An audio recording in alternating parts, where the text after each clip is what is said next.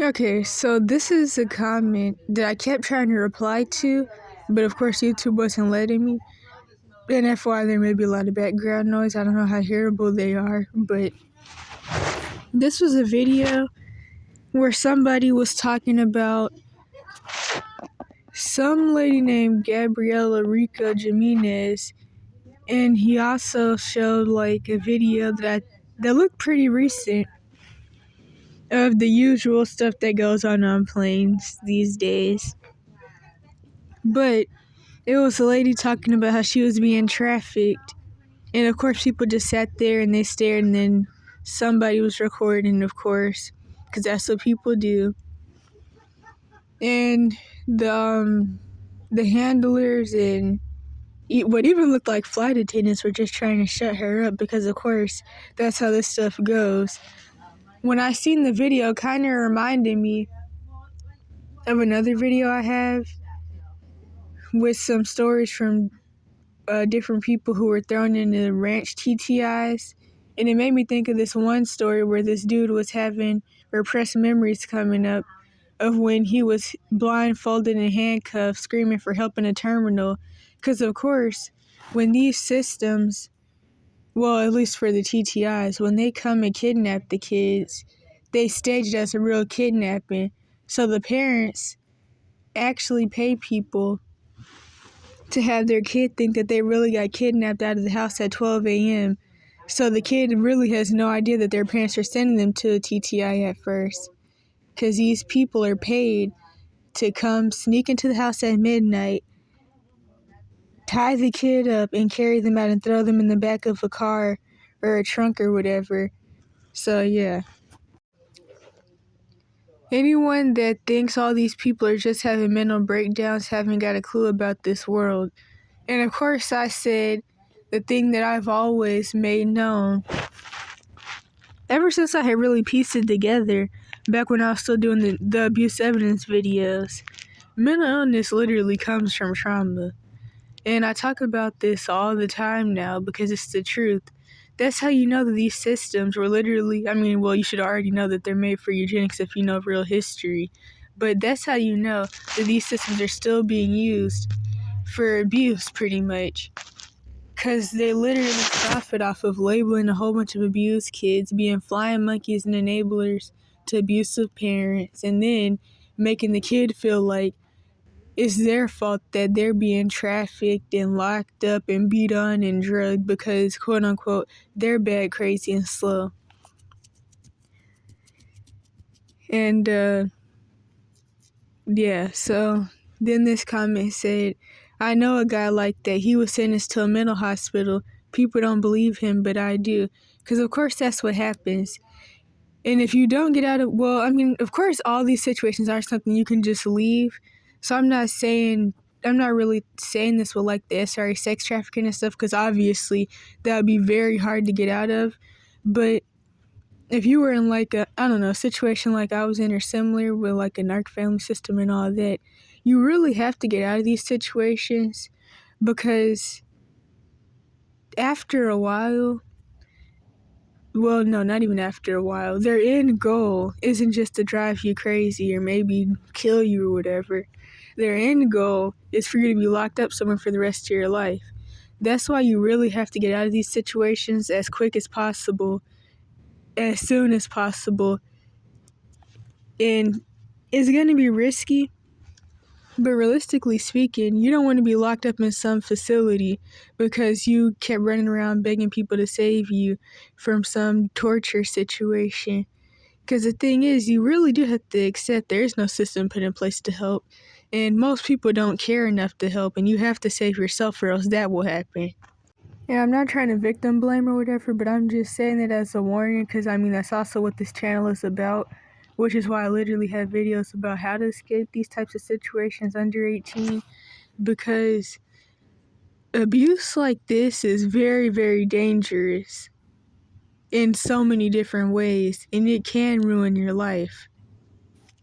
And lastly, because I don't know why I keep forgetting to say this, I've had a whole playlist for over a year now about how psychiatrists help sex traffickers.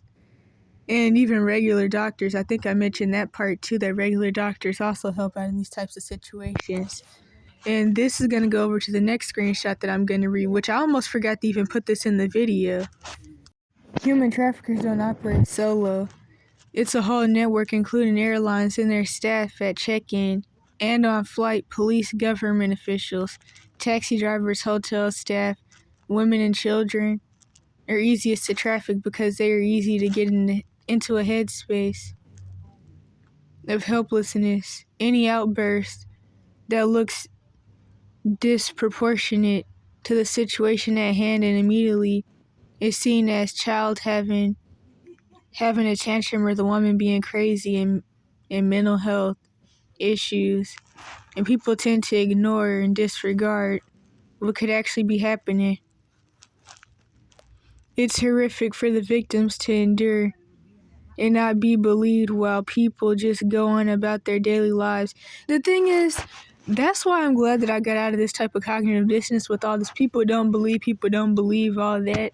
None of that's actually true. People really just don't care, and they pretend not to believe as an excuse to not help. I am so glad that I realized that years and years and years ago. I realized that by 14, luckily, which is a miracle because some people never do. It's something I always used to point out, which is that abuse survivors, you never really hear them saying, I wish somebody knew. They're always saying, I wish somebody would have cared. And, yeah, so, then what's the other story that I always tell? Oh, yeah, so when I would bring this up all the time in the past, I would also commonly mention, probably even recently, that it was my dad's multiple girlfriends that really helped me with breaking out of this mindset of people not believing. And they basically just came to me and told me about how obvious the whole situation was. And then after them, even more people eventually did that, especially mandated reporters, but of course they never do anything. But yeah, that whole people don't believe, all mess. People don't care. Some people are too scared to do anything, while people just go on about their daily lives not wanting to get involved or knowing if they should help. My family member is, oh wait a minute, I forgot to say, this is from a whole nother video. I can put this in the description too. This is also in my playlist about SR sex trafficking because someone made me think of that, and especially since a lot of the traffickers and stuff on Craigslist and other sites will tell you that they're truck drivers and they're just quote unquote lonely and all that bull crap. So yeah, and Craigslist is a pretty well-known app for traffickers. That's literally what it's for, to be honest. If you find anything real on there, like a real room to rent or a real job, you're lucky. So, my family member... Wait a minute. I don't even know if I finished, explaining the whole situation. There's this news thing or whatever talking about how truck drivers, a lot of them are probably serial killers. I mean, people should have been knew this stuff anyway. My family member is a board-certified psychiatrist. 30 plus years ago, she wrote her dissertation based on the hypothesis that truck drivers were undetected serial killers. Wow, I wonder what started that line of thinking. Her own motives as a psychiatrist, probably. I added this in because the schizophrenia label is commonly used in these types of situations. Of course, any label can be used because ignorant people don't see the difference between any of this stuff. Which, I mean, like I always say, the truth is, schizophrenia just means split minds, and all mental illness is different forms of double-mindedness. In fact, pretty much everybody these days is double-minded. And I don't even remember the exact verse or where it's at, but there's the verse, a double-minded man is unstable in all his ways. So yeah, the ones who are paranoid of people coming after them eventually do have people come after them. Now this is kind of like I don't even know how to explain it, but one thing I will say at least is people fall into paranoia because they're so used to people doing things to them and other people around them. That's why when people come out the military after going through all the MK Ultra, the brainwashing, especially the U.S. military, because the U.S. military, well, the U.S. is always starting wars over lies and flipped around stories. So that's why the veterans come out of there paranoid, thinking everybody's out to get them, because they were told a whole bunch of lies about people being out to get them that really weren't. And really, they were out to get people, because they were the ones being sent after innocent people over a whole bunch of bull crap. But anyway, acting paranoid, involuntary commitment. Nah, but this guy told me this story where a black single mother of 3 was a paranoid schizophrenic, and one day the police came to her house and killed her because she was holding a knife while cutting turkey. The irony. I'm assuming the police were already nearby. She was cutting the turkey outside. But, yeah, I don't even know what to say about that. The schizophrenia label gets thrown at black people so frequently that the mainstream psychiatry aren't even question it. Psychiatry is historically super racist. Well, for one, psychiatry is made by a whole bunch of abusive eugenicists, occultists anyway. Well, yeah, because I don't know if they were, like, specifically Freemasons. I don't remember their names. But I have to do research on it again. I know Pastor Stephen Darby mentioned it once before. I remember there was this thing that I said in another video a while back, and I was like, the same people who made psychiatry are the same people who were running the slave trades and stuff, where there was a lot of trauma-based mind control and stuff going on. And I mean the specific group of Europeans that actually ran the slave trade, the same ones that love running around Africa pretending to be the people. So those ones. And it's like, hold up, I'm running out of recording time. Trying to remember what I was last saying, but I think I do. So, yeah, Christopher Columbus was a sex trafficker just like a lot of the early quote-unquote founders of America. And of course, people like them would be the perfect people to make up labels to cover up trauma like DID, which comes from sexual abuse and sex trafficking specifically. They'll be the perfect people to make up labels like this. And I think that's kind of all I had to say about that. That's just like a little example. I had thought about that a while ago, and I was like, it actually makes perfect sense that the people who made psychiatry to cover up the trauma and even the demonization. And yeah, so I said this. All Western med is about eugenics. Schizophrenia labels thrown at certain people groups who usually don't fall in line with the quote-unquote white supremacist philosophy of atheism. Also, they see all quote-unquote black people as schizophrenic and bad/ADHD. Either way, mental illness comes from trauma. So this usually goes back to family issues. By the way, my phone is broke and I had this like black line across my screen and I really can't see half of this, so I'm kind of going to be guessing. Family issues, generational curses, when the issue is actually present, plus schizophrenia just means split minds.